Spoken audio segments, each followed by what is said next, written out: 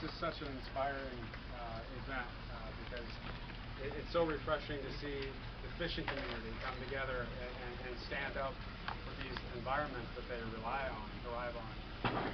There's oftentimes a lot of dissension between the fishing community and conservation. There's a lot of anger built up, whether it's the manatee zones or whatever legislation that's gone into place that supposedly slowed down the fishing.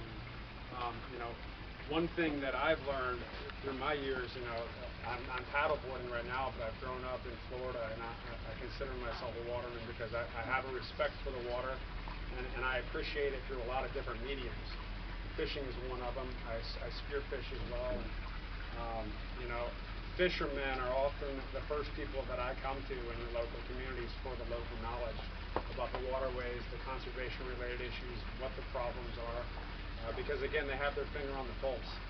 And a lot of science, and I work with a lot of scientists and marine biologists, and there's a lot of red tape that goes along with their work, unfortunately. And, they're often, behind the fishermen and people, again, that have their finger on the pulse. And it's so refreshing to hear that,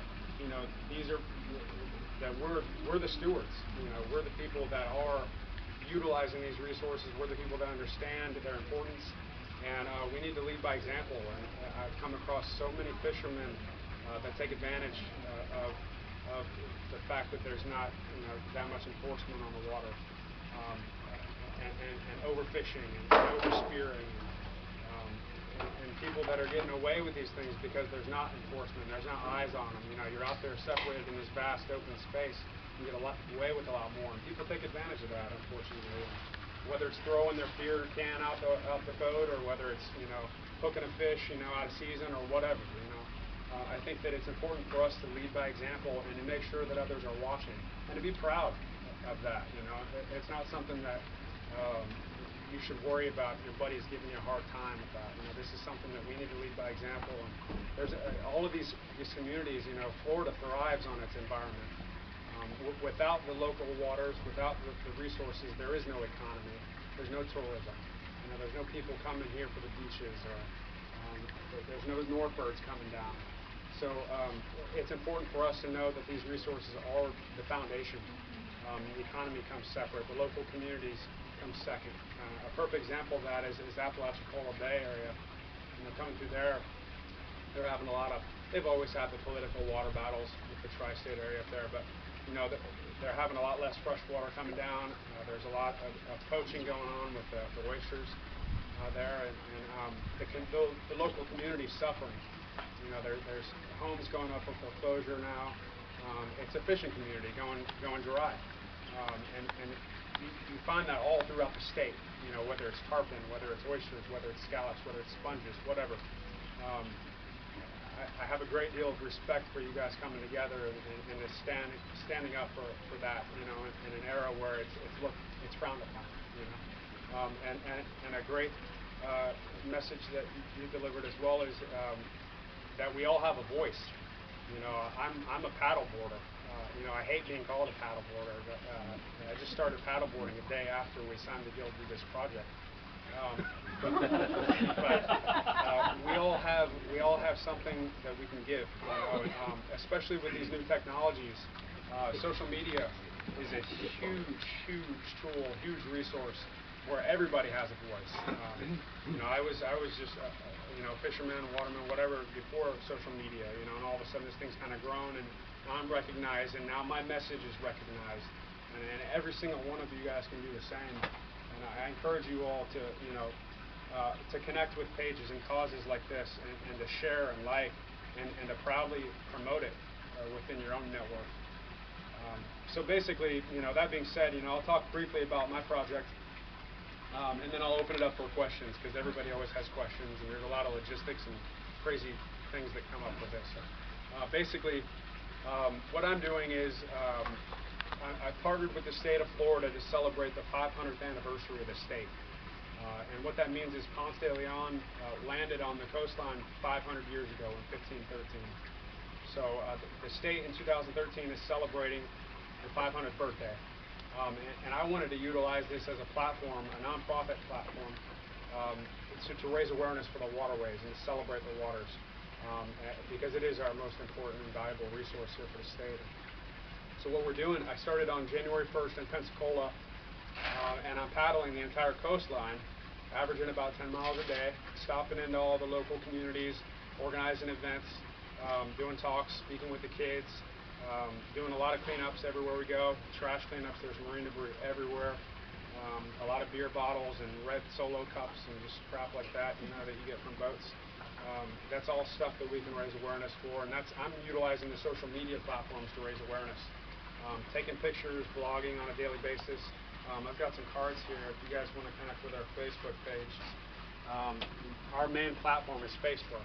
And the reason I chose Facebook is because it's multimedia. You can have the video, you can have the photos, you can do the blogging, and you hit masses with it.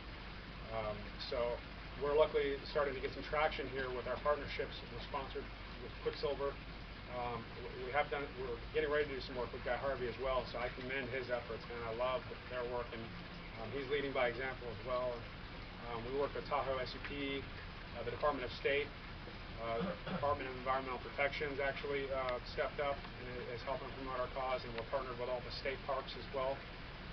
So really, we're utilizing the Facebook page as an opportunity to raise awareness for not only conservation history, but also the stewardship and tourism in general. All these local areas are latching onto us because we're highlighting them and showing the positives of these areas. And so the first 6 months of the year, I'm on day 70 right now. The first 6 months is the entire coastline, so I'll finish that in Jacksonville on July 4th. And basically, I'm going to continue down the Gulf. I'm going to go all the way out to Key West. We're going to sail out to the Dry Tortugas, film for a few days there, sail back, and then I'll continue paddling up, finish the coastal half in Jacksonville on July 4th. And then I've got a week off, and then I'm doing the interior waterways for the second half of the year. So I'll come down the St. John's. I want to do a lot of the springs around the Sanford area in Orlando. We're going to connect with the Surf Expo. We're going to do a big thing with the Surf Expo in September. And then, something that I'm personally passionate about is the Kissimmee-Okeechobee Everglades system and how screwed up that is.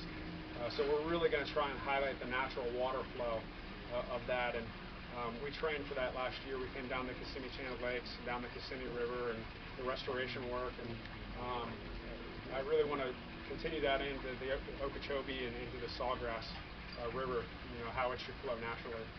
So we're going to do that whole system, and then I'm going to come back up the interior and do a lot of the smaller rivers, the Peace, the Crystal.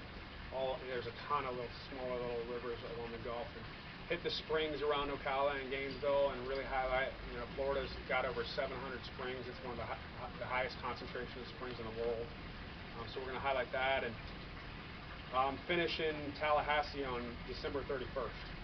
So it's literally a 365-day project. I'm blogging on a daily basis. You're seeing places that a lot of people haven't, unless you're in an airboat, you can't see. Because I've got a small draft on the paddleboard. I don't make any noise. So I see a lot of gators. I see a lot of snakes. I see a lot of sharks. I see pretty much all the wildlife you can imagine. I see up close and personal. I've got an iPhone that's actually floating around here that all the images you'll see, it's basically shot from an iPhone with a life-proof case on it. Because I'm completely self-sufficient on the paddleboard. I've got 143 pounds of gear, and plan A is to camp every night. So I've got all my camping gear, my knives, my food, my water, everything, my sleeping bag, clothes. But plan B is always much more exciting and effective for the cause, which is connecting with the local communities. I don't have ground support. The locals are my ground support. So whenever I come into each area, we have events lined up. People know I'm coming, and they come. The hospitality has just been amazing. People will come to my aid. They'll take me places. They get food. They'll put me up in their homes, things like that. So one thing that I've personally been surprised and thankfully surprised about is the hospitality still exists. Everywhere I go, man, people just embrace me, which is amazing. People that don't know me, people that have seen pictures of me on Facebook, and I think that's so inspiring. That's still out there. There's a lot of shit that we hear, like we were talking about the government, all that kind of crap, negativity. there's so much positivity out there, you know, that it still exists. And I'd encourage you all to utilize these social media platforms to convey that, you know, rather than to, you know, click like or share on a funny picture of a cat or something. You know, share good messages and support local messages that count and that are doing their part to raise awareness for the communities. I said that same thing. Yeah. Whenever I make an analogy, It kills me. I always see the picture of the cat. It kills me to see 3,000 shares on a picture of a cat with like a crazy smile. Whenever there's so many amazing causes like this, you know, that we should be, we should be really going out of our way and standing up proudly for this kind of stuff. You know, we've all got networks, you know, that would benefit from hearing those messages. So, are there any questions? How can you afford to do it? Yeah, that's a great question. So you guys mentioned your grassroots. I'm very much grassroots as well. I started a nonprofit called Mother Ocean last January, and basically my goal was to be completely, you know, donation based. I like to keep everything first person perspective, ground level with the community. So basically what you're seeing is we have a lot of daily sponsors, and I think Cape Hayes Marina and Hooked on Sup have sponsored a day each of my journey for $100. So I mean, I want to connect with the local businesses, local families, everything at the individual level to help keep me afloat, you know, and to help keep my message alive. And it's going well, you know. So we're almost entirely 100% donation based from the local communities. I do have sponsorships with Quicksilver that provide gear and smaller funding and things like that, but you know, I prefer it that way. People connect with that a lot more, and they appreciate it, and they value it a lot more. Anything else? What do you expect this to do? I mean, you can talk to these small groups all the time, and everybody will throw their 2 cents worth in to kind of help, everything like that. In the big scheme of things, what would you, I mean, you're actually risking your life doing this whole thing. I mean, spending this kind of time doing this kind of stuff, what would you expect it to do? I mean, there should be a movement. There should be something grand that goes along. It shouldn't just be you out on the paddleboard. It should be something bigger than that. What would you want it to be? This is an awareness tour. You know, basically, there's a huge knowledge gap between the general public and science and the fishing community and things like that. And these social media outlets are a huge platform to connect with the general public. People are coming home from work and they're sitting out looking for entertainment, you know. So it's a huge push for education and awareness. And you know, people forget that we're still in the driver's seat with all the government and the legislation and things like that. And whenever you get the general public behind something, you can move mountains, man. And like if everybody here tells somebody they know exactly about what they heard. And it truly is exponential. You know, Somebody's. As soon as one of our messages gets, you know, if it's a sunset or whatever, as soon as it starts getting a lot of shares and likes, it just spreads like a wildfire. And that's something that we have at our everyday disposal, you know, to hit within our network. So Is there a goal? Is there a goal to that? I mean, other than teaching all along, is there a goal to this? Is there something that you could just say, this is what we're trying to accomplish? I mean, an ending result. When you go away, then this is going to go away with it. What do you want to leave there? I mean, that's it. No, my goal is to get Floridians to appreciate the state a lot more, and to take action on the social media outlets and to leverage these new tools to raise awareness for these things. Awareness is our goal, you know, and eventually what that does is it affects the legislation. So my goal is to raise awareness with people so that they go out and and find value in their local causes as well, and they start supporting their own local communities. They start doing cleanups. They start physically coming to some of these events that are actually tangibly doing stuff in their communities, and creating an educational awareness campaign through that. Kind of to bring everything full circle, right. I think Lou's poster here, which we have some additional copies, sums it up. Conservation, education, sportsmanship. And I think that's your message, obviously Lou's message.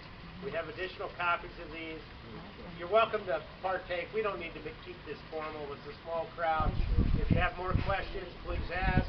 I'm getting interrupted, which I don't normally do. Go ahead. Wait till you're done. I'm sorry.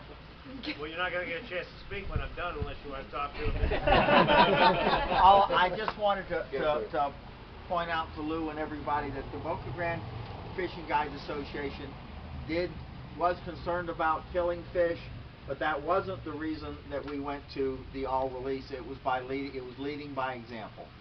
And I think That's what it was all about. It should be tonight. And I hope you all stay. There's plenty of food. There's obviously plenty of beer. You know, talk amongst each other. Share your messages. Justin, I can't thank you enough for paddling all the way from Pensacola to be here tonight.